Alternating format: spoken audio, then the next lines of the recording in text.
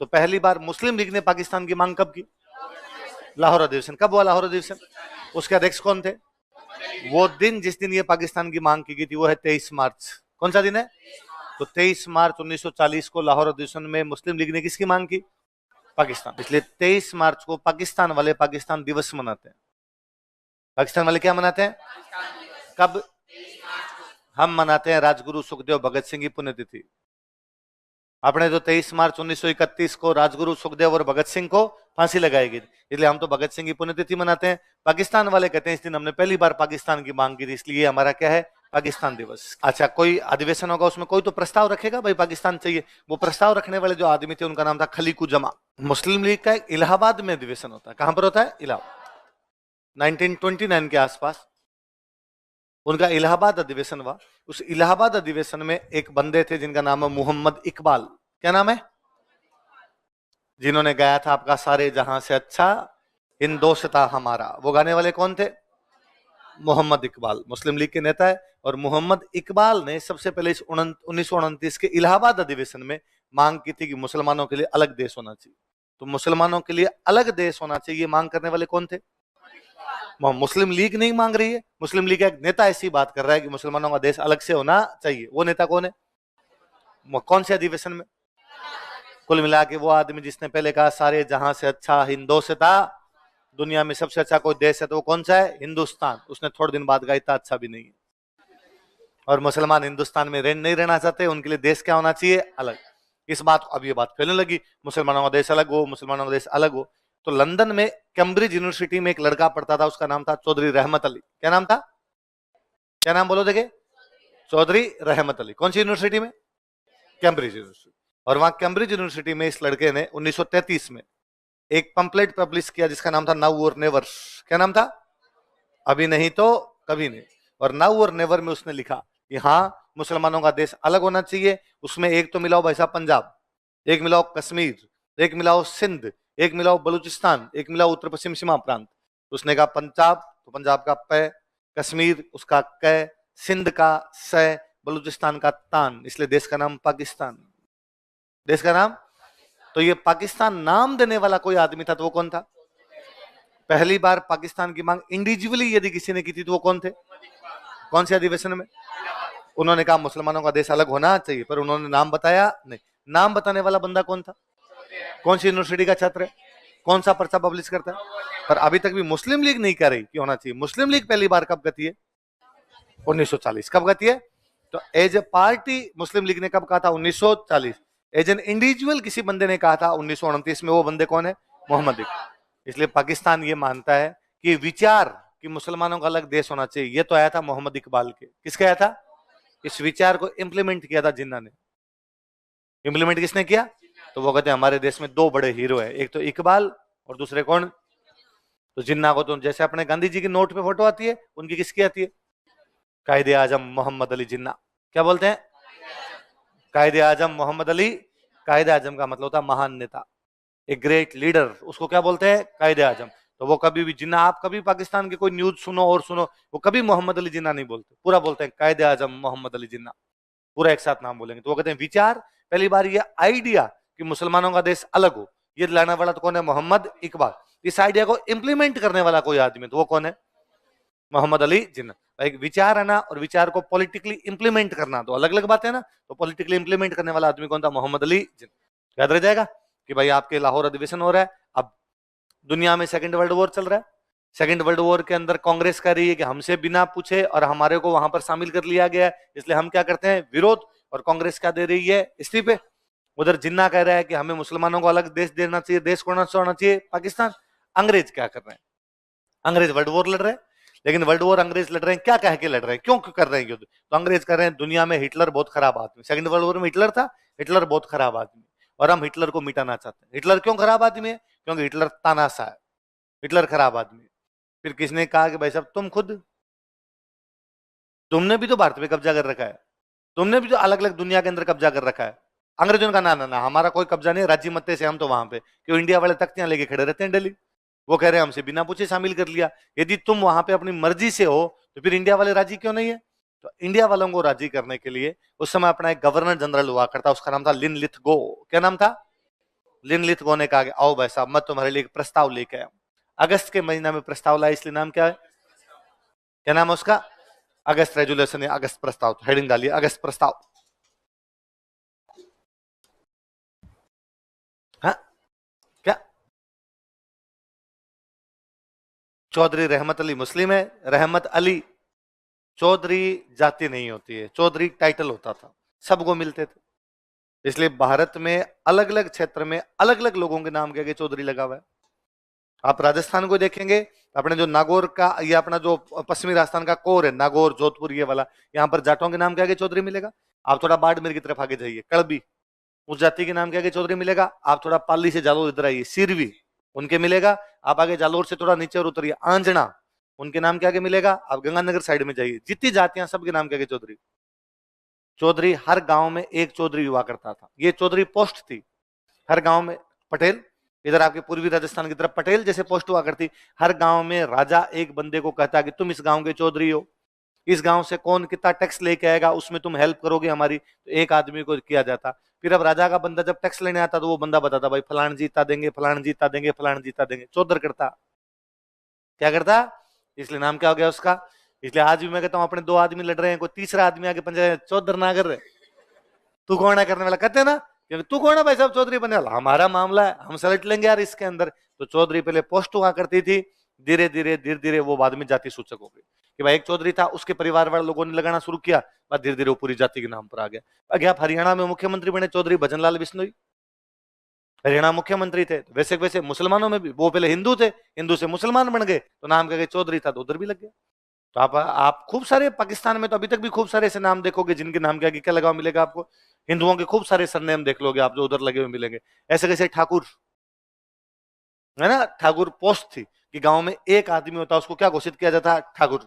रविंद्रनाथ ठाकुर थे तो बंगाली, पर नाम उनका रविंद्रनाथ है ठाकुर। अंग्रेजों से ठाकुर बोला नहीं गया, अंग्रेजों ने कहा ठाकुर, रविंद्रनाथ ठाकुर। ठाकुर ठाकुर ठाकुर करते करते बना गए टैगोर।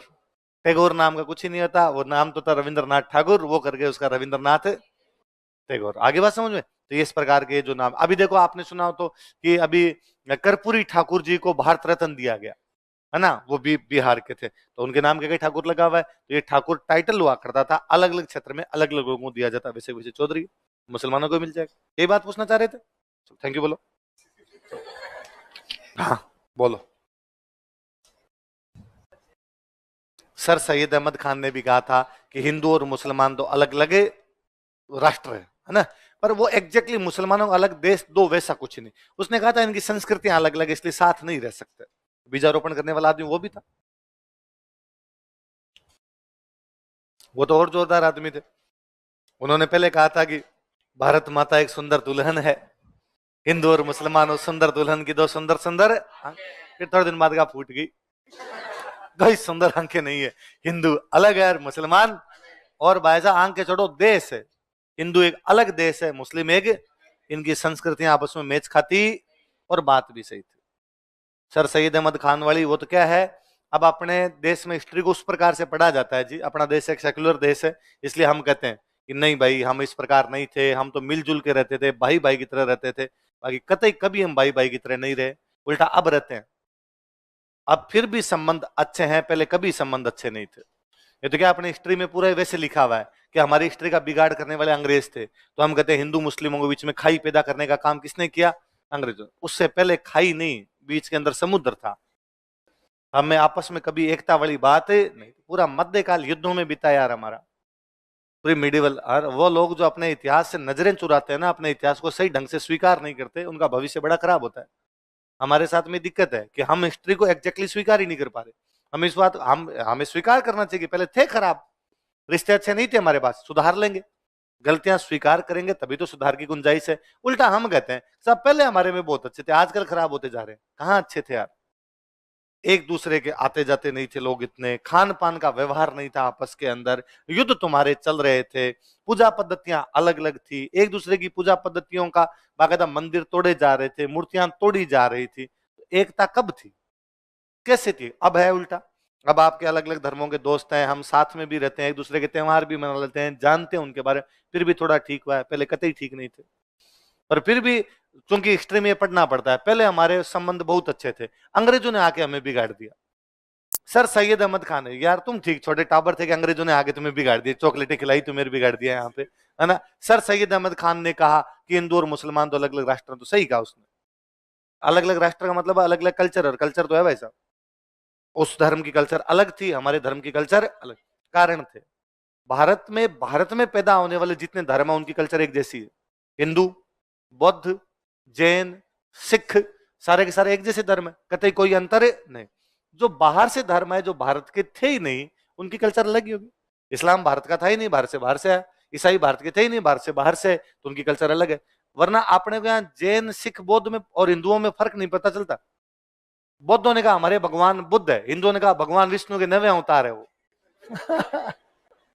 भाई भगवान विष्णु के 10 अवतार है, का 9वें अवतार कौन है? बुद्ध। मानो भाई, बुद्ध जी को मान लो, बुद्ध जी राजी है अपने, है ना, कोई दिक्कत ही नहीं। जैनों के पहले जो भगवान है वह ऋषभ देव जी। अपने उदयपुर में बहुत बड़ा मंदिर है ऋषभ देव जी, है ना, नाम ही ऋषभ देव जी उस जगह का ही। भील सारे कहते हैं हमारे केसरिया जी है, सारे के सारे भील जाते हैं, केसर चढ़ाते हैं वहां पे, भील कहते हैं केसरिया जी, जैन कहते हैं हमारे ऋषभ देव जी, सारे जा रहे हैं, किसी प्रकार का कोई अंतर नहीं। जैन हिंदुओं वाले मंदिरों में चले जाते हैं, हिंदू है जो जैनों वाले मंदिर में चले, ये सिखों का है। दिवाली, होली सबके मजहब मनाते हैं, इसलिए भारत का संविधान कहता है कि जहां पर हिंदू लिखे वहां पर जैन, बौद्ध और सिख भी शामिल मान लिए जाए, क्योंकि हम भारत भूमि के धर्म है। हमेशा संस्कृतियां जो होती है ना, वो धर्म पे डिपेंड नहीं करती, क्षेत्र पे करती है। जिस क्षेत्र में जो लोग रहेंगे उनकी कल्चर उस प्रकार की होगी। हमारे इस क्षेत्र के जो लोग थे उनकी कल्चर इस प्रकार की।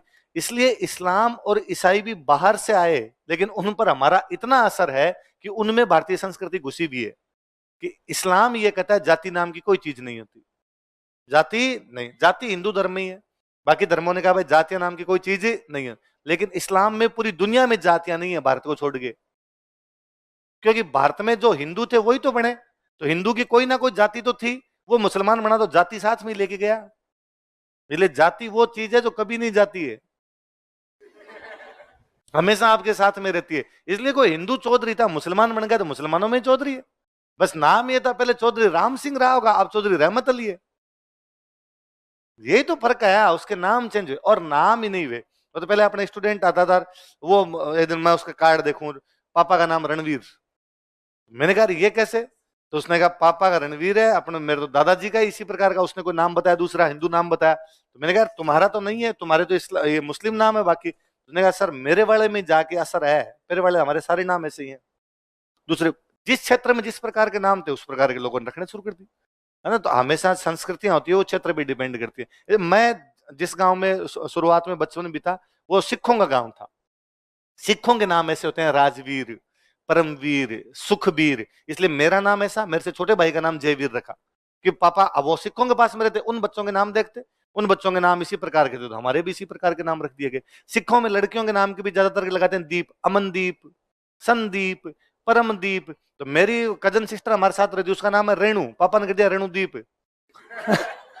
असर था उनका सब पे। हमेशा संस्कृतियां उस क्षेत्र के आसपास की होती है, उन पे डिपेंड करती है, तो वो हमेशा हंसती है कि नाम तो छोटा ही था लेकिन लंबा कर दिया उनके चक्कर में आपने मेरा वहां पे, क्यों हमारे पास वहां पढ़ती थी, स्कूल में नाम लिखवा रहे थे, सब बच्चों को वैसे नाम देखे। इसलिए संस्कृतियां धर्म पे डिपेंड नहीं करती, संस्कृतियां किस पे करती है? क्षेत्र पे। इसलिए पाकिस्तान के सारे मुसलमान पंजाबी बोलते हैं, पाकिस्तान के सारे मुसलमान, क्योंकि पंजाब के टुकड़े हुए, पंजाब उधर गया, पंजाब की भाषा पंजाबी है, सिखों की भाषा पंजाबी थोड़ी है। पंजाब में हिंदू भी रहेगा पंजाबी बोलेगा, पंजाब में मुस्लिम भी रहेगा पंजाबी बोलेगा, पंजाब में सिख भी रहेगा तो क्या बोलेगा?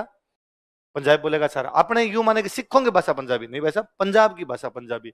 मैं सिख कोई अलवर रहने लग जाएगा तो अलवर वाली बोलने लग जाएगा, ठीक है, थोड़ा धर्म का प्रभाव आएगा, चूंकि वो अपनी किताबें पंजाबी में पढ़ता है, उनका गुरु ग्रंथ साहिब पंजाबी में, तो उसको पंजाबी आएगी, पर वो अलवर वाले भी जानेगा। कोई साउथ इंडिया के अंदर जाके सिख रहेगा तो वहां तमिल तेलुगु जो चल रही वो बोलेगा। राजस्थान का बंदा केरला में रहता तो मलयालम नहीं बोलता क्या है? क्योंकि उसकी संस्कृति वो है, तो जहां की संस्कृति वैसे ही उसकी कल्चर, वो जैसी वहां क्षेत्र वैसी उसकी क्या हो जाती है? संस्कृति वैसी उनकी हो जाती है कल्चर। इसलिए मैंने दिन पहले ही कहा था, उर्दू भारत की भाषा है, मुसलमानों की नहीं। उर्दू भारत की भाषा है, भारत के बाहर कोई नहीं जानता उर्दू को। यदि मुसलमानों की भाषा होती फिर तो अफगानिस्तान वाले मुसलमानों को आनी चाहिए। इसलिए उर्दू भारत की भाषा है, बस वो लिखी वैसे जाती है जैसे मुसलमानों की अरबी लिखते हैं। इसलिए वो मुसलमानों जैसी लगती है। बाकी आप और मैं पूरे दिन उर्दू ही बोलते हैं। सारे दिन आप कब कहते हो कि आप अपने दोस्त को थोड़ी कहते हो यार तुमने आज मुझे प्रतीक्षा करवा दी, इंतजार करवाया है। आप डेली कहते हो यार अखबार पढ़ लिया। आपने कब कहा मैंने समाचार पत्र का वाचन कर लिया? आप मैं आपसे पूछा अरे आज क्या तारीख हो गई, मैंने कभी पूछा आपसे आज क्या दिनांक हुई है? तारीख, तारीख किसका शब्द है? उर्दू का शब्द है। इंतजार आप अभी भी फिल्मों में देखते हैं, और उसे बाइज्जत बरी कर दिया गया। बाइज्जत और बरी दोनों फारसी है भाई साहब। तो आप हम पूरे दिन में इतनी उर्दू बोल जाते हैं कि हमें खुद कोई पता नहीं है। सारे दिन उर्दू के खूब सारे वर्ड लेते रहते हैं, क्योंकि उर्दू और हिंदी एक साथ निकली हुई भाषाएं। इसलिए हिंदी के शब्द उर्दू में आ गए, उर्दू के शब्द किस में आ गए? हिंदी में आ गए। तो आप पहले बड़ी बात है। चलो हाँ, सारे कायम खानी क्यों सारे भाई, भारत में 99% जो भी अन्य धर्म के लोग हैं वो एक धर्म से निकले हुए, अलग से कहां से आएंगे? यहां रहने वाले लोग थे वही। मैं हूं भाई, मैं राजवीर हूं, मैं हिंदू हूं। मुझे आज शाम को घर पे जाके लगेगा अपने को सिख बनना चाहिए। अपने लंबे बाल बढ़ाए, नाम राजवीर सिंह है, राजवीर सिंह रह गया, लंबे बाल अपने सिख हो गए।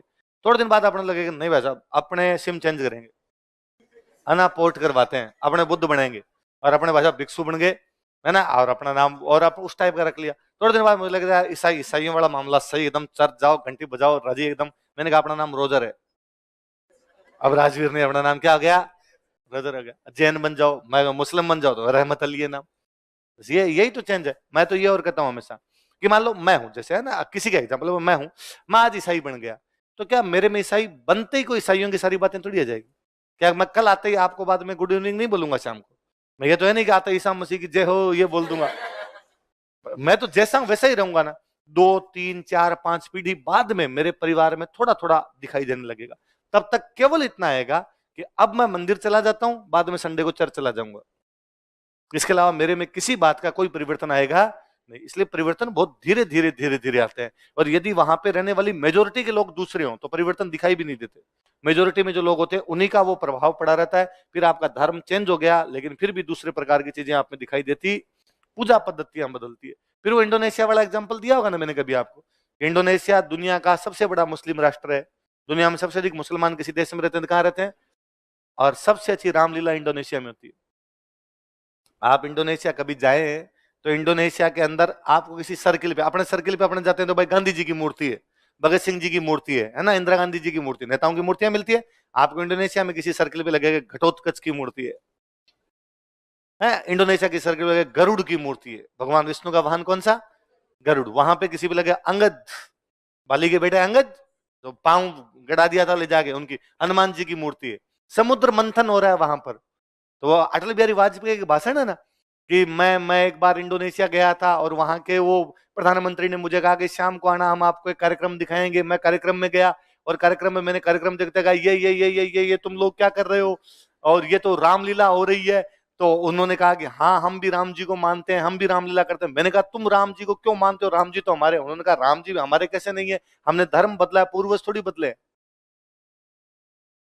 धर्म चेंज हुआ है, पूर्वज थोड़ी चेंज हुए हैं। पूर्वज राम जी है, राम जी रहने, बस वही है।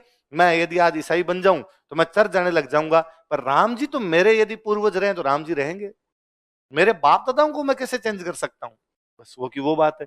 वाजपेयी का एक और भाषण है कि मैं अफगानिस्तान गया था, अफगानिस्तान के जिस होटल में मुझे रुकवाया गया उस होटल का नाम था कनिष्क। और मैंने उनसे वापस पूछा कनिष्क का तुमसे क्या लेना देना है, कनिष्क तो हमारा राजा था। और उसने कहा नहीं तुम्हारा नहीं था, कनिष्क अफगानिस्तान का ही राजा था। कनिष्क का इलाका ही वो था, सिल्क रूट पे कब्जा था कुषाणों का, तो यहाँ का राजा था। ठीक है, हमने धर्म बदल लिया। इसलिए पाकिस्तान के बारे में कहा ही जाता कि पाकिस्तान की सबसे बड़ी दिक्कत यह है कि पाकिस्तान ने अपनी हिस्ट्री को पूरा डिस्ट्रॉय कर लिया। पाकिस्तान में दिन पहले बताया था, पाकिस्तान अपनी हिस्ट्री वैसे पढ़ाता है कि 712 ईस्वी में मोहम्मद बिन कासिम ने पाकिस्तान की सिंध में स्थापना की। कहां पर स्थापना की? 712 में पहला मुस्लिम आक्रमण हुआ, तो 712 में सिंध में मोहम्मद बिन कासिम ने एक अलग मुस्लिम देश की स्थापना की। कालांतर में गजनवी ने उसका प्रसार किया। कालांतर में गोरी ने दिल्ली पर कब्जा किया और मुस्लिम देश को दिल्ली तक पहुंचा दिया। कालांतर में अलाउद्दीन खिलजी, मोहम्मद बिन तुगलक उसे दक्षिण भारत तक लेके चले गए और पूरे इस उपमहाद्वीप के अंदर एक मुस्लिमों का देश हुआ करता। बाद में अंग्रेज आए, उन्होंने उस मुस्लिम देश पर कब्जा कर लिया। कब्जा करने के बाद मुस्लिम जो थे उन्होंने एक पार्टी बनाई, उस पार्टी का नाम था मुस्लिम लीग। उस मुस्लिम लीग ने आजादी की लड़ाई लड़ी। अंग्रेजों को देश से बाहर खदेड़ा, लेकिन उस देश में एक और पार्टी थी, उसका नाम था कांग्रेस, और उस कांग्रेस नाम की पार्टी ने अंग्रेजों को कहा कि इसके दो टुकड़े कर दिए जाएं, और अंग्रेजों ने उस मुस्लिम देश के दो टुकड़े कर दिए, एक हिंदुस्तान और एक, उनकी हिस्ट्री ये है। वो 712 से शुरू करते हैं, 712 से पहले वाली हिस्ट्री पढ़ाते ही नहीं है। अब यदि वो 712 से पहले वाली हिस्ट्री पढ़ाते ही नहीं, फिर कनिष्क कैसे बता पाएंगे?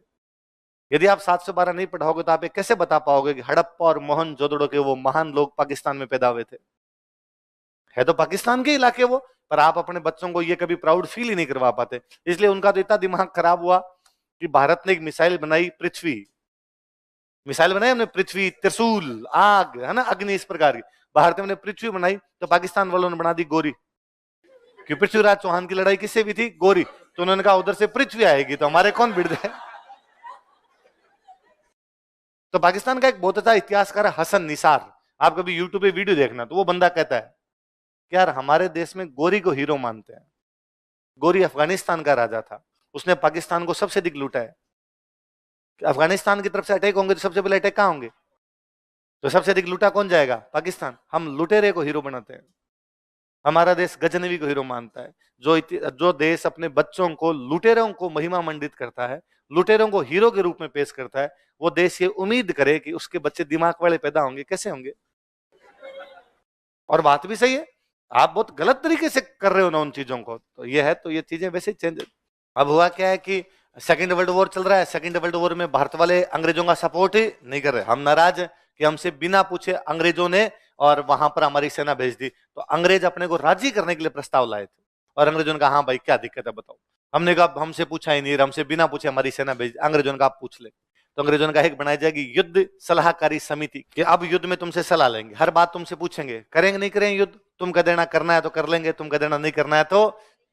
युद्ध तो शुरू हो गया, शुरू होने के बाद हमसे कह रहे हैं कि क्या बना देंगे तुम्हारी युद्ध सलाहकारी समिति। और अंग्रेजों ने कहा और हम अब भारत को आजादी देंगे, हम भारत को डोमिनियन स्टेट बना देंगे। क्या बना देंगे? डोमिनियन स्टेट का मतलब है बस तुम्हें यह मानना है कि तुम्हारे देश का जो राष्ट्रपति है वो ब्रिटेन का राष्ट्रपति, जो क्राउन होता है वो है, इसके अलावा सारे के सारे तुम्हारे पास, तुम्हारे मंत्री, तुम्हारी सरकार, तुम्हारे प्रांत, सब स्वायत्तता, बस मोह मोह के धागे, थोड़ा सा अपना जुड़ाव रहेगा, और वो जुड़ाव है कि हमारा क्राउन, तुम्हारा भी क्या होगा? क्राउन। हमने कहा डोमिनियन स्टेट तो कब क्या बनाओगे तुम? उन्होंने कहा और हम बताते हैं, जो गवर्नर जनरल की कार्यकारी परिषद होती है उसमें मंत्री भी तुम्हारे क्या बनाएंगे? ज्यादा। तो हमने कहा भाई जब हम डोमिनियन बनेंगे, अलग देश बनेगा, तो फिर हमारा संविधान भी होना चाहिए। हाँ भाई साहब, भारतीय अपना संविधान खुद बनाएंगे। अब तक तो हम कर रहे थे, साइमन कमीशन आके बना रहा है, 35 का अधिनियम हम पारित कर रहे हैं, अब तुम तुम्हारा खुद ही बना लेना। तो भारतीयों को संविधान बनाने के लिए आमंत्रित किया जाएगा, इन्विटेशन पीले चावल देंगे, तुम आना हमारे पास बैठ के संविधान बनाना। सारी बातें कांग्रेस जैसी बातें। कांग्रेस कह रही है कि भाई हमसे बिना पूछे क्यों कर दिया? तो कह दिया भाई तुमसे क्या ले लेंगे? सलाह। कांग्रेस कह रही है कि मंत्री हमारे कम होते हैं, तो वो कहते हैं गवर्नर जनरल की कार्यकारी परिषद में तुम्हारे मंत्री क्या होंगे? ज्यादा। कांग्रेस कहती है कि वैसा हमें आजाद करो तो हम तुम्हें क्या बना देंगे? Dominion state. कांग्रेस कहती है कि संविधान हमारा नहीं है, तुम अपना संविधान लागू कर देते हो, तो कहा कि संविधान बनाने के लिए तुम्हें क्या कर लेंगे? आमंत्रित। तो जिन्ना नाराज हुआ, जिन्ना ने कहा अच्छा मतलब सारा इनको दे दोगे, हम तो भाई साहब यूं तालियां बजाने के लिए बैठे हैं यहाँ पे। तो अंग्रेजों ने कहा चिंता मत कर, कोई भी समझौता बिना अल्पसंख्यकों की समझौते सहमति के लागू, जब तू राजी होगा तो ही समझौते पे साइन होंगे, वरना किसी भी समझौते पे साइन है तो अल्पसंख्यकों की माइनॉरिटी जो भी है उसकी सहमति के बिना कोई भी समझौता लागू नहीं किया जाएगा। और फिर सबसे बड़ी बात, इतनी माथापच्ची करो कि संविधान बनाओ, डोमिनियन स्टेट के कागज तैयार करो, मंत्री बनाओ, और लास्ट में जिन्ना का देगा लागू नहीं करना। एक आदमी मना करेगा और तुम उसको लागू नहीं करोगे, अल्पसंख्यकों को वीटो दे रहे हो, तो क्या दे रहे हो? फिर ये राजी क्यों होगा हमारी किसी बात पे? और जिन्ना को राजी करने के लिए कहा कि तेरे से बिना पूछे कोई भी समझौता लागू। हम कहते हैं चलो अच्छी बात है इसके अंदर कि पहली बार तुम कह रहे हो डोमिनियन तो देंगे, पहली बार तो युद्ध सलाहकारी समिति की बात तो कर रहे हो, कम से कम तुम पहली बार तुम बात कर रहे हो कि भारतीय अपना संविधान खुद बनाए। पर हम करेंगे नहीं वैसा, अब हम आगे बढ़ गए, अब हमें डोमिनियन नहीं चाहिए, अब हमें चाहिए पूर्ण स्वराज, फुल इज्जत चाहिए भाई साहब, मिर्जापुर पूरा अपना होना चाहिए, उसमें कोई चेंज होना। हम कह रहे हैं भाई साहब हम 1929 से पूर्ण स्वराज मांग रहे हैं, और तुम अभी तक हमें क्या दे रहे हो? अभी तक डोमिनियन। और किसको क्या समझ रखा है तुमने? तुम कह रहे हो भारतीयों को बहुमत हो जाएगा, तो 35 का अधिनियम में ही है, फिर नया क्या लेके? नया लेके आओ भाई साहब कुछ। और ये क्या लास्ट वाला कि बिना जिन्ना से पूछे कोई भी समझौता लागू, तो फिर साफ साफ कह दो कि जिन्ना जो कहेगा वो लागू करना है। तो जिन्ना को इसका मतलब तुम क्या दे रहे हो? वीटो। इसका मतलब कुल मिला के अंग्रेज हमें राजी करने के लिए अगस्त प्रस्ताव लेके, लेकिन हम इसे राजी। अब साहब क्या किया जाए कि हम कह रहे हैं सेकंड वर्ल्ड वॉर का विरोध कर रहे हैं, हम कह रहे हैं कि सेकंड वर्ल्ड वॉर जो है वो होना नहीं चाहिए, और उधर जो है अंग्रेज कह रहे हैं कि तुम सेकंड वर्ल्ड वॉर में तुम्हें शामिल कर दिया तो हम तुम्हें देखो प्रपोजल दे रहे हैं, तुम राजी हो जाओ, लेकिन हम उससे राजी नहीं। अब क्या करें? तो यदि आप सरकार से राजी नहीं हो तो आपके पास तरीका है आंदोलन। तो सरकार के खिलाफ क्या करना चाहिए? आंदोलन। पर यहां पर आके अपने कांग्रेस में फिर दो धड़े बन गए, और कांग्रेस में क्या देश में दो धड़े बन गए। एक धड़ा है जो ये कह रहा है कि एक बड़ा आंदोलन करना चाहिए, साम्यवादियों का धड़ा। किसका धड़ा? जो कम्युनिस्ट जो लोग थे, जो साम्यवादी थे, वो कहते भाई साहब बड़ा आंदोलन करो, क्योंकि इस समय अंग्रेज हिटलर के खिलाफ फंसे हुए। हिटलर भाई साहब दे दनादन लंदन पे बम मार रहा था, भयंकर बम मारे उसने लंदन के ऊपर, और लंदन तबाह कर रखा था उसने। उसने कहा लंदन वाले तो हाथाजोड़ी पे हैं और हिटलर उनको मार रहा है भयंकर, और अपने यहाँ पे भारत में करते हैं आंदोलन। अब यदि अंग्रेज अपने आंदोलन को दबाने के लिए आए तो हिटलर लंदन पे कब्जा कर लेगा, और यदि हिटलर ने लंदन पे कब्जा कर लिया तो अपने वैसे आजादी, इंग्लैंड तो खुद ही गुलाम हो गया, तो अपने आजाद हो जाएंगे। और यदि अंग्रेज हिटलर के खिलाफ ही लगे रहे, अपने को दबाने के लिए आए, तो अपने खुद आजाद हो जाएंगे। दोनों हाथों में लड्डू है। इसलिए अपने को तो अंग्रेजों के खिलाफ एक बड़ा आंदोलन करना चाहिए, अपने को वर्ल्ड वॉर पे ध्यान देना ही नहीं चाहिए। एक है गांधी जी, गांधी जी कहना था नहीं, आंखें बंद नहीं कर सकते भाई साहब इससे। कई बार सवाल ये नहीं होता कि अच्छा कौन और बुरा, कई बार सवाल ये होता है कि कम बुरा कौन और अधिक बुरा।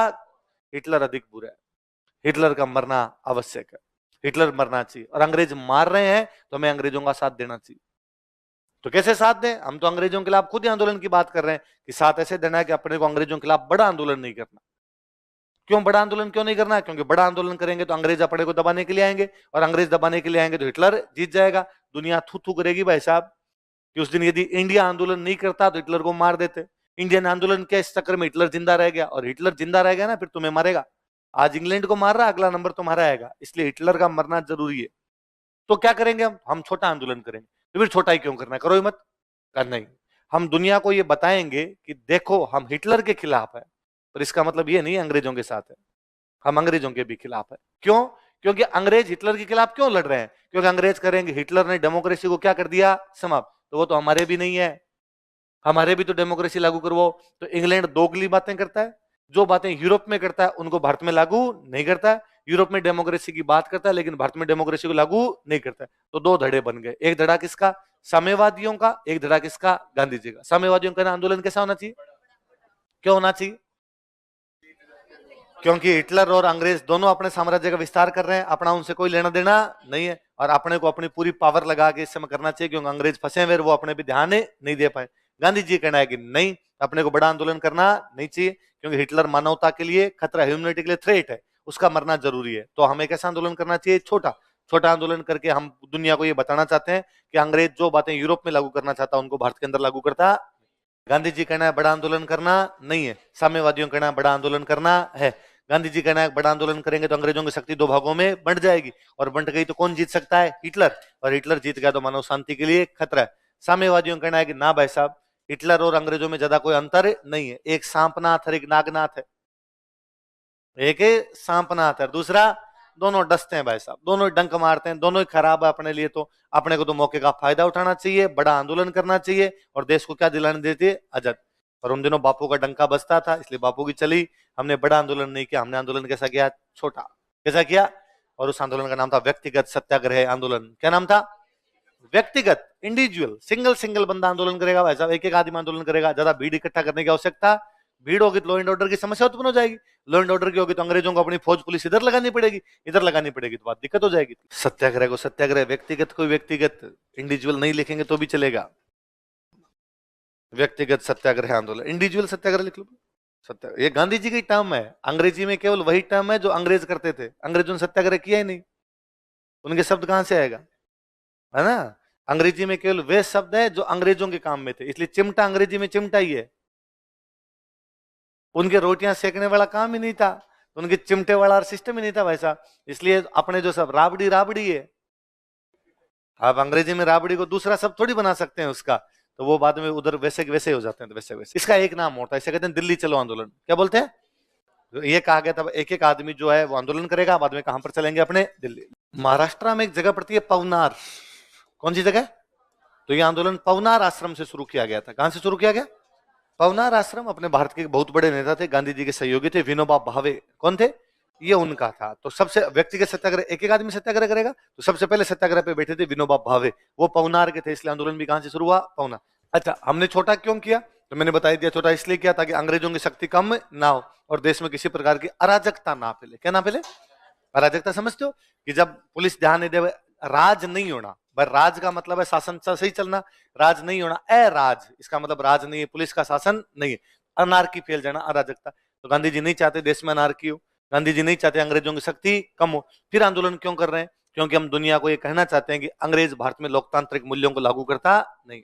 और वास्तव में विश्व समुदाय के पास मैसेज गया। उन दिनों अमेरिका का राष्ट्रपति हुआ करता रूजवेल्ट, क्या नाम था, क्या नाम था, और चीन का राष्ट्रपति था चांग काई शेक, क्या नाम था। अमेरिका का राष्ट्रपति तो कौन है, रूजवेल्ट। अमेरिका का राष्ट्रपति कौन है, रूजवेल्ट। जो आपका चाइना है, चाइना का राष्ट्रपति कौन है, चांग काई शेक, क्या नाम है, चाइना वालों का नाम ऐसे होता है। और जो ब्रिटेन का प्रधानमंत्री था उसका नाम था चर्चिल, क्या नाम था, विंस्टन चर्चिल। तो ब्रिटेन का प्रधानमंत्री चर्चिल, चाइना का राष्ट्रपति चांग काई शेक, अमेरिका का राष्ट्रपति रूजवेल्ट। इन दोनों ने चर्चिल को कहा कि भैया चर्चिल, हम तेरे साथ खड़े हैं, इंग्लैंड कह रहा है जर्मनी के खिलाफ लड़ो, हम लड़ रहे हैं। पर क्यों लड़ रहे हैं, क्योंकि तूने कहा था कि हम जर्मनी में क्या स्थापित करना चाहते हैं, डेमोक्रेसी, तो भारत में तो कर, हाथी के दांत खाने की ओर, दिखाने की ओर। अच्छा, घर के अंदर तो डेमोक्रेसी दे ही नहीं रहे, और जर्मनी में तुम क्या स्थापित करवा रहे हो, डेमोक्रेसी। डूंगर बलता दिखा, पग बलता दिखा ही को नहीं, डूंगर बलता दिखा है, डूंगर मतलब पहाड़, पहाड़ों पे आग लगी हुई वो तो दिखाई दे रही है, पग बलता दिखे को नहीं, पैरों में आग लगी वो तुम्हें दिखाई, जर्मनी में तुम्हें डेमोक्रेसी स्टैब्लिश करनी है, भारत वाली नहीं दिख रही। तो इन दोनों ने दबाव डाला, दबाव डाला, चर्चिल ने कहा चलो ठीक है, और राजी कर इंडियंस को। हमें नहीं पता ये आंदोलन चल रहा है, बेइज्जती हो रही है पूरी दुनिया में, ये तख्तियां ले लेके खड़े हैं व्यक्तिगत सत्याग्रह की, और पूरी दुनिया कर रही है कि साहब तुम झूठे लोग हो, जर्मनी में जिन बातों को लागू करना चाहते हो उनको भारत में लागू करते। तो चर्चिल ने कहा चलो, भारतीयों को राजी करने के लिए हम एक बंदे को भेज रहे हैं, उस बंदे का नाम था क्रिप्स, क्या नाम था, इसलिए भारत आया क्रिप्स मिशन। क्रिप्स मिशन का नाम तो सुन ही रखा आपने, बचपन से पढ़ते आए। तो बताओ क्रिप्स मिशन में कितने सदस्य थे, हाँ पढ़ते आए तुम बचपन से, कितने थे, कितने सदस्य थे, क्रिप्स मिशन एक सदस्य आयोग था, मस्त आदमी था क्रिप्स, यूं इंग्लैंड की सरकार में वहां संसद के अंदर अपने मामले उठाता था, इंडियंस का बड़ा पक्ष लेता, पार्लियामेंट में कहता इंडिया को ये दे दो, इंडिया को ये दे दो। तो इंग्लैंड की सरकार ने कहा इसको भेजो रे, ये इंडिया के बारे में अच्छी अच्छी बातें करता है, इंडिया वाले भी राजी, और अपने वालों ने कहा भाई आ गया ब्रो, क्रिप्स आया अपना एकदम। उसने गांधी जी को बुलाया, आओ गांधी जी बात करते हैं। और क्रिप्स ने कहा कि भाई क्यों क्यों सपोर्ट नहीं कर रहे, क्या प्रॉब्लम है तुम्हें, हम तुम्हारे साथ खड़े हैं यार, क्यों चिंता करते हो।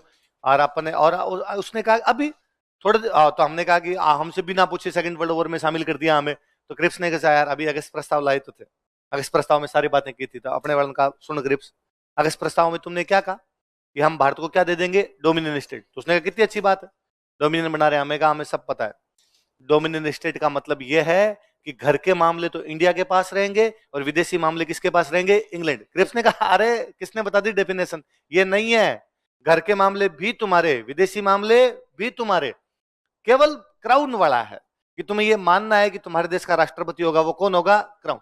बाकी अपने बीच में कोई लेना देना नहीं, तुम जानो हम तुम्हारा काम जाने, तुम्हारी विदेश नीति स्वतंत्र होगी। विदेश नीति ये नहीं कि इंग्लैंड तुम्हें चलाएगा, तुम्हारी मर्जी आए तो अमेरिका से संधि करना, मर्जी आए तो अमेरिका से संधि मत करना, मर्जी आए तो चीन से लड़ना, मर्जी आए तो चीन से मत लड़ना, अंग्रेज तुम्हें किसी प्रकार से डिक्टेट करेंगे, ये तुम्हारी डेफिनेशन गलत है। डोमिनियन का मतलब है विदेश नीति भी तुम्हारी होगी।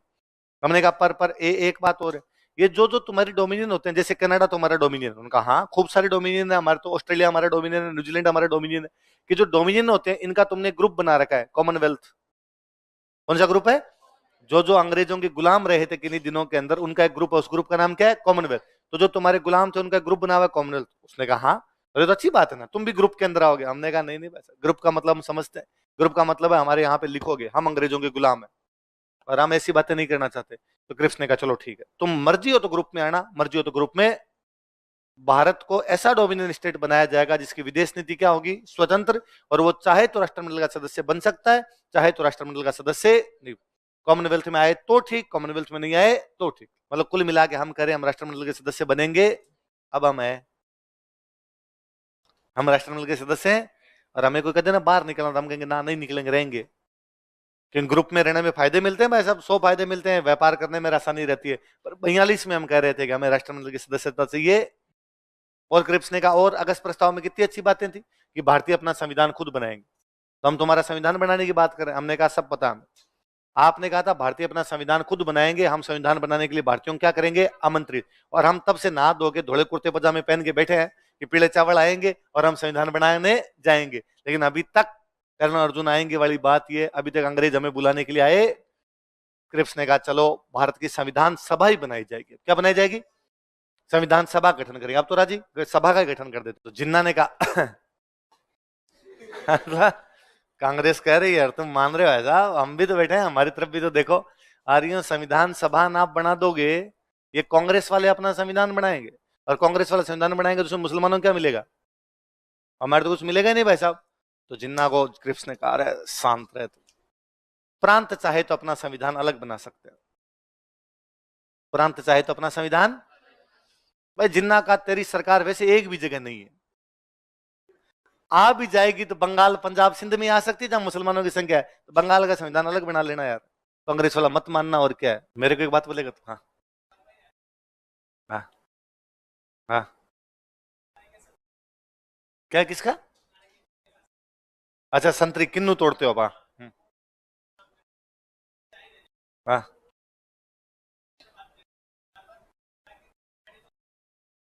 दूर खानी तो धोबा भर भर खानी। हाँ हाँ हाँ हाँ हाँ।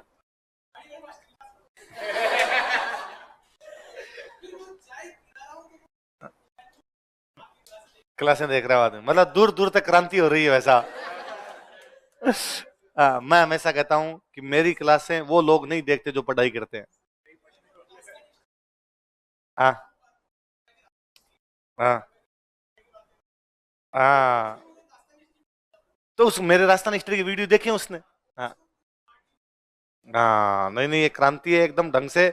पर वो बच्चे नहीं पढ़ रहे जिनको पढ़ना चाहिए, अपनी क्लास में वो देख रहे हैं जिनका पढ़ाई से कोई लेना देना, बस का ड्राइवर, किन्नू तोड़ने वाले मजदूर। हाँ हाँ तेरे को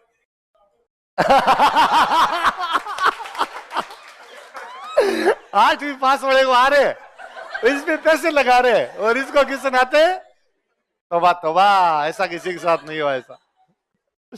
हाँ नहीं नहीं, ये ऑनलाइन आने के बाद में ये वाली क्रांति हुई। मैं हमेशा कहता ही हूँ कि मैं पढ़ाने लगा था 2012 में। 2012 में मैंने सबसे पहले पढ़ाया था कोई सब्जेक्ट, वो पढ़ाया फिलोसॉफी। सर गांव गए हुए थे तो सर मेरे को फिलोसॉफी कुछ टॉपिक देके गए कि तू पढ़ा ले।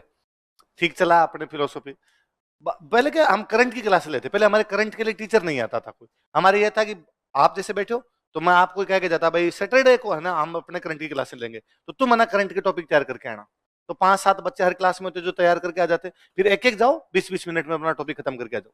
2 घंटे की क्लास तो 5 टॉपिक तो हो ही जाते। तो हमारी क्लास के बच्चे वो टॉपिक करवा देते, हम लिख लिया करते। पर हम सिंसियर थे इस मामले में कि दिलीप सर क्लास छोड़ के चले भी जाते और हम में से भी कोई खड़ा खड़ा पढ़ाता था, हम क्लास छोड़ के बाहर नहीं गए। और मैं कहता मैं अब आप लोगों को देखता हूं कि मैं आपको कह दूं कि तुम में से कोई यहाँ पे पढ़ाएगा, अगर मैं बाहर चला जाऊं तुम क्लास ही नहीं लो, तुम बाहर चले जाओ, तुम्हें लगा रहे साथ वाला ये तो क्या पढ़ाएगा। पर हमारे में ये भाव कतई नहीं था, हम पढ़ लिया करते थे। तो वो 5-6 टॉपिक हो जाते, तो हम करंट के टॉपिक करवाया करते सब लोग ही, मैं भी करवाता। तो थोड़ा थोड़ा पढ़ाने का एक्सपीरियंस था भाई। पढ़ाने में क्या है, ज्ञान से ज्यादा स्किल होनी चाहिए, क्लास टेकल कैसे हो।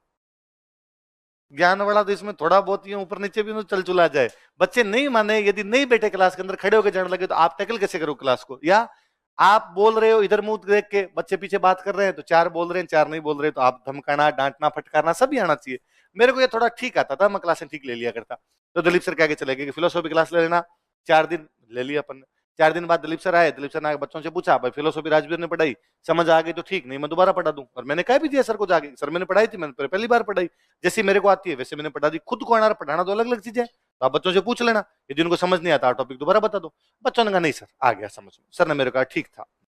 तो अब सर को लगा कि इस वाला मामला थोड़ा ठीक है। तो अब सर को जब भी कहीं जाना होता सर मेरे को टॉपिक पकड़ा जाते कि एंशिएंट का टॉपिक है पढ़ा ले, ये मिडिवल का टॉपिक है पढ़ा ले। तो हिस्ट्री, तो मैं हिस्ट्री में जब मैं गया, फिलोसॉफी मुझे अच्छी लगती थी तो मुझे पढ़ाने में मजा है। हिस्ट्री में गया तो हिस्ट्री में क्या फैक्ट होते हैं, फिलोसॉफी तो क्या मेंस का सब्जेक्ट था, तो मोटी मोटी बातें करनी है जाके, बातें तो कोई कर ले आदमी जाके। हिस्ट्री में एक एक चीज लिखाओ, 30 अक्टूबर 15 अक्टूबर, अब इसमें तो ऊपर नीचे हो जाए, 15 का 17 लिखा दे, बच्चे का आ ही नहीं रहा तेरे को। तो आपने थोड़ा याद करके गए, धीमे धीमे पढ़ाया। तो मैंने सर को वापस कहा कि सर हिस्ट्री क्लास में मैंने 3 दिन एक बैच में पढ़ाई मिडिवल, एक में पढ़ाई एंशिएंट। मैंने कहा सर मैंने पढ़ा दी, पर ना आप पूछ ही लेना इनसे, क्योंकि आपने पहली बार पढ़ाई थी, हिस्ट्री में इतने फैक्ट होते हैं, और फिर आपको तो इतने किससे कहानियां आते हैं, मेरे को तो, और नया नया मास्टर होता है तो किससे कहानियां कम सुनाता है, उसको लगता है बच्चा कदेगा पढ़ा, पंचायती मत कर फालतू की, है ना। तो अपने सीधा सीधा ध्यान की पढ़ाना है पढ़ाना है पढ़ाना है, तो मैं पढ़ाने, मैंने कहा सर मैं बातें भी नहीं बता सकता था ज्यादा, तो बच्चे क्या बता पढ़े नहीं पढ़े हो। सर गए, सर ने जाकर पूछा, बच्चों ने कहा ओ जोरदार जोरदार एकदम अच्छा पढ़ाया। तो सर ने आकर मामला एकदम रेडी है, तू तो अपने इधर आ, तू तो अपने और राजस्थान हिस्ट्री की क्लासें ले ले, क्योंकि तब राजस्थान हिस्ट्री भी सर पढ़ाया करते, तो राजस्थान हिस्ट्री पढ़ानी शुरू कर दी। तो मेरे यहाँ थोड़ी सारे पढ़ाए मैं, कि भाई इंडियन हिस्ट्री पूरी पढ़ाई हुई है, इंडियन हिस्ट्री बाद में पूरी पढ़ाने लगा था, एंशिएंट ही पढ़ा था, मिडिवल ही पढ़ा था, मॉडर्न ही पढ़ा था, वर्ल्ड ही पढ़ा था, राजस्थानी पढ़ा था। तब थोड़े बेच थे तो पढ़ा भी लिया करते, अब इतने बेच है कि राजस्थानी खत्म नहीं होते। वरना पहले नरेंद्र सर पढ़ाते जोधपुर, मैं पढ़ाता यहाँ, नरेंद्र सर वहां पूरी क्लास लिया करते, मैं यहाँ वाली सारी क्लासें लिया करता। पर बाद में इतने ज्यादा हुए कि बाद में एक आ गया कि मैं मॉडर्न पढ़ा लूं, नरेंद्र सर एंशिएंट मिडिवल पढ़ा ले, पर बाद में और इतने ज्यादा बेच हो गए कि मेरे से तो राजस्थान कंप्लीट होनी बंद हो गई। तो अपने कहा अपने तो बंद ही करो भाई साहब, ये मॉडर्न देख दूख लेंगे, जो पढ़ाने होंगे अपने तो ये नहीं पढ़ाएंगे। और मैं को अपने राजस्थान वाले में ज्यादा अच्छे कर सकते हैं, ज्यादा अच्छा कर सकते, तो उधर रहे हैं अपने। तो सारे सब्जेक्ट थोड़े थोड़े पढ़ाए। 2019 तक मैं पढ़ाता था, 2019 तक मेरे से जो बच्चे पढ़े हुए बच्चे हमेशा कहते सर अच्छा ही पढ़ाते हैं, कोई शिकायत नहीं हुई, तभी पढ़ा पा रहा था, वरना तो कोचिंग है, कोचिंग में तो आप कल निकाले। यदि बच्चे जाके कह दे भाई ये टीचर अच्छा नहीं पढ़ाता, तो कोई कोचिंग में कैसे पढ़ा सकता है, कैसे भी नहीं पढ़ा सकता। पर सरकारी नौकरी तो है नहीं कि आप चल जाओगे, तो प्राइवेट काम है, डेली की डेली जाके आपको खुद को प्रूव करना है उसके अंदर। तो मेरा ठीक चल रहा था। 2019 तक यदि हमसे कोई आगे कहता कि ऑनलाइन पढ़ना था, हम उसकी मजाक उड़ाते, है ना। और मेरा एक कोरोना में एक वीडियो खूब वायरल हुआ था, इसमें मैंने कहा था कि ऑनलाइन पढ़ाई जैसी कोई पढ़ाई नहीं होती, पढ़ाई वही है जो उपनिषद है, गुरु के सामने बैठकर निष्ठा पूर्वक पढ़ना, गुरु के सामने बैठना, साथ में क्या रखनी, निष्ठा, कि आपको जब ये लगे कि नहीं टीचर सही बता रहा है तो ही पढ़ पाओगे। यदि आपके मन में एक भी आ रहा है ना टीचर फर्जी है, तो भले कितना अच्छा पढ़ा रहा हो आप नहीं पढ़ पाओगे। इसलिए आप याद करो, छोटी क्लासों में वे सब्जेक्ट अच्छे लगते जो टीचर अच्छे लगते थे, वो सब्जेक्ट जिसमें टीचर अच्छा नहीं लगता था उसने बापड़े ने कितना अच्छा पढ़ाया, अपने को सब्जेक्ट ही फर्जी लगा, है ना। और जिनमें टीचर अच्छे लगे वो भले सर भी थोड़े ठीक थे तो भी अपने को लगा नहीं यार अच्छा पढ़ाते हैं, ये सर बड़े फेवरेट सर है। तो मैं यार ये बड़ा रहता है, तो मैं हमेशा कहता गुरु के समीप बैठो, निष्ठा पूर्वक बैठो तो ही पढ़ाई होती है, वरना पढ़ाई नहीं। और ये ऑनलाइन पढ़ाई मिथर है, ऑनलाइन पढ़ाई जैसा कुछ भी होता नहीं। अब भाई साहब कोरोना में वीडियो धीरे धीरे वायरल होने शुरू हुए, तब मुझे पता चला भाई साहब अपनी तो किस्मत इधर ही अटकी हुई थी।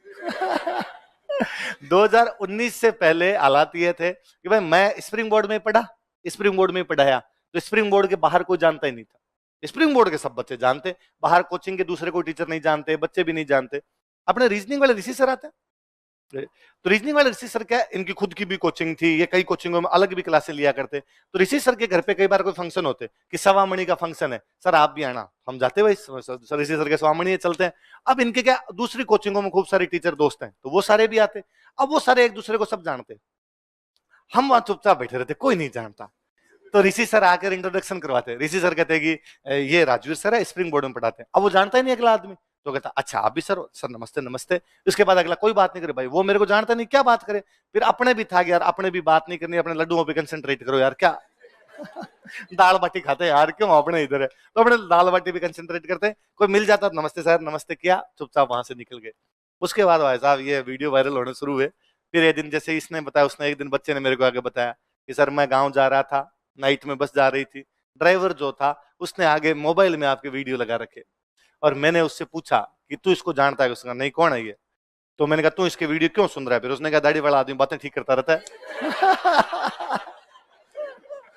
तो मुझे लगा यार ये बड़ा मामला ठीक है, मतलब ड्राइवर अपनी कहानी सुन रहा है। फिर एक दिन एक लड़का है, उसने कहा सर हमारे गांव में तो महिलाओं का एक ग्रुप है व्हाट्सएप, और उसमें आपके वीडियो तैरते रहते हैं भाई साहब। तो महिलाएं क्या पढ़ती है उसमें, कि सर चौथ की कहानियां सुनती है। अरे लगा ये बड़ा मामला एकदम सही है। हाँ, तो मुझे लगा कि अपना भविष्य बहुत उज्जवल है। मान लो अपने को कल को बच्चों ने कह दिया कि अच्छा नहीं पढ़ाते, क्या भाई अब कोई दूसरा नया टीचर आए अच्छा पढ़ाए तो अपने आउटडेटेड हो जाएंगे। उस दिन बच्चे कह देंगे अच्छा नहीं पढ़ाते, वो सर पढ़ाते हैं, तो अपने तो बेरोजगार हो जाएंगे। तो उस दिन अपने एक चैनल बनाएंगे, उसमें सुनाएंगे महिलाएं सुनिए चौथ की कहानी, है ना। चौथ की कहानी सुनने का आसान तरीका, कैसे करें चौथ का व्रत, अपनी दुकानदारी चल जाएगी, भूखे तो कम से कम मरेंगे। और आज तूने और बता दिया थैंक यू कि किन्नू चुगने वाले मजदूर भी भाई साहब अपने वीडियो सुन रहे हैं, क्रांति हो रखी है, इससे अच्छा कुछ भी नहीं। तो स्टूडेंट तो कई बार है ना, मैं विकास विकास सर आते, तो पहले पहले क्या, एक बार को 2018 वाला बैच, तो 2-3 बार ऐसा हुआ कि स्टूडेंट अपने पेरेंट्स के साथ आया मिलने के लिए। मैं बैठा, विकास जी बैठे ऑफिस के अंदर, और स्टूडेंट ने आते विकास जी को, अरे सर मैं आपके सारे वीडियो देखता हूँ, क्या मस्त पढ़ाते हो सर, आपने इकोनॉमिक सर्वे पढ़ाया, सारे के सारे क्वेश्चन आए, थैंक यू सर, आपकी वजह से मेरा प्री पास हुआ। फिर उसने मेरे को नमस्ते कर लिया, पर मेरे को ऐसा कुछ नहीं कहा। उसके पापा ने मेरे को, अरे क्या पढ़ाते हो सारा मैं वही क्लास देता हूँ। पहले मैं रात को कपिल शर्मा के कॉमेडी शो देखता था, आजकल आप ही देखता हूँ सर नींद मस्त आती है सर आप वाली बातें सुनते। मैंने विकास जी के दिन कहा कि देखो स्टूडेंट पढ़ते हैं, आपको पापा पढ़ते हैं पढ़ने वाले का अपने से सीधा सीधा कोई लेना देना। ठीक है, हिस्ट्री पढ़ाता है, हिस्ट्री में कहीं से पढ़ पढ़ा लूंगा, पर पापा को लगता है कि नहीं नहीं यार, बातें आदमी अच्छी कर लेता है, बातें हर कोई आदमी सुनना चाहता है। वेरी गुड, उनको मेरी तरफ से थैंक यू बोलना। हाँ हाँ हाँ, तो वो फिर डायलॉग ऐसे ज्यादा वायरल होते हैं ना, सीधे कोई यूं पंच पॉइंट होते हैं, वो ज्यादा होते हैं, तो लोग उनको याद भी करने लग जाते हैं। तो हाँ, लोकोक्तियां वायरल होने शुरू हो गई। वेरी गुड, एकदम बाबा जी बनने वाले हैं अपने। दाढ़ी और बढ़ा रहा हूँ एकदम ऐसे ही रामदेव जी महाराज की तरह। चलो क्या लिखा, हाँ बहुत सारे, हाँ बहुत सारे एकदम चले बने हुए हैं एकदम। और फिर तो ये चैनल, इन लोगों ने इतने चैनल बनाने शुरू किए कि अब तो मेरे को खुद को नहीं पता किसका चैनल है और वो क्या वीडियो लगा देगा। कई बार ये होता है कि उनके नेगेटिव भी होते हैं, कि होता क्या है कि 2 घंटे की क्लास, उसमें 15 मिनट ऐसी कोई बात की हुई, उसमें से अगले ने केवल 30 सेकंड उड़ाया, और 30 सेकंड का उड़ा के लगा। भाई मेरे किसी क्लास में बोला हुआ कि कांग्रेस वाले अनर है, ये फर्जी है, और सब सब ऐसे फर्जी फर्जी बात करते हैं। फिर मैंने कहा कि वैसे बीजेपी वाले भी उतने ही फर्जी है, पर अगले ने वो तो काट दिया, इतना लगा कि कांग्रेस वाले फर्जी है क्या कहा राजवीर सर ने कांग्रेस के बारे में, और नीचे जनता भर भर के गालियां निकाल रही है, तेरी शक्ल देख ले खुद की, तेरे जैसे मास्टर होंगे तो बच्चों का तो बेड़ा गर्क हो जाएगा, है ना, कांग्रेस को गाली निकाल सकता, कांग्रेस ने क्या किया तू जानता है क्या देश के लिए। अरे मैं जानता हूं, मैं तुमसे ज्यादा जानता हूं, मैं 2 महीने कांग्रेस पढ़ाता हूं यार। अरे अगला मुझे ले गया तो ले गया, है ना। एवं किसी क्लास में कोई बच्चा नहीं है, मेरे से मैंने पूछा, अरे तुम एब्सेंट थे कल, कहाँ चले गए थे, और उन्होंने कहा कि सर हम कोई एग्जाम देने के लिए गए थे, कोई टीचर का कोई एग्जाम हुआ था, तो सर वो एग्जाम देने के लिए गए थे। अब मैंने कहा आरएस की तैयारी करते हो, एग्जाम दे के तो टीचर का नहीं देना, अपने आरएस ही बनना है, कुछ भी हो जाए लेकिन टीचर बनना नहीं, टीचर की नौकरी करोगे तुम। अब अगले ने ये तो काट दिया, ये लगाया कि कुछ भी हो जाए लेकिन टीचर बनना नहीं, और तुम लोग टीचर की नौकरी करोगे। अब नीचे लिखा हुआ है अध्यापकों के बारे में क्या सोचते हैं राजनीति ओ भाई साहब पूरे दिन गालियां पड़ रही है इधर से उधर से। मैं गया यार सही है, क्या कोई भी नौकरी छोटी होती है क्या अध्यापक की नौकरी छोटी होती है। आप नहीं जानते कि घर वालों के पास में पैसे नहीं होते, वो सबको आरएस नहीं बना सकते, इसलिए अध्यापक भी बनना पड़ता है। मैं मनी मन सोचूं कि यार एक बैच है जिसमें आईएएस के बच्चे बैठे हैं, मैं उनको जाके ये कैसे कह सकता हूं कि तुम आईएएस का एग्जाम मत दो, पटवारी दे लो। मेरी मॉरल ड्यूटी है ना, उल्टा मैं तो आपको आगे कहूं आरएस ही नहीं देना, आईएएस ही देना है। आप जिस चीज की प्रिपरेशन करने आए मैं तो उसी में मोटिवेट करूंगा ना। मैं आपको ये कहूं कि यार ये तुम्हारे बस की बात नहीं है, फिर मैं निकम्मा हूं ना, फीस किस बात के लिए।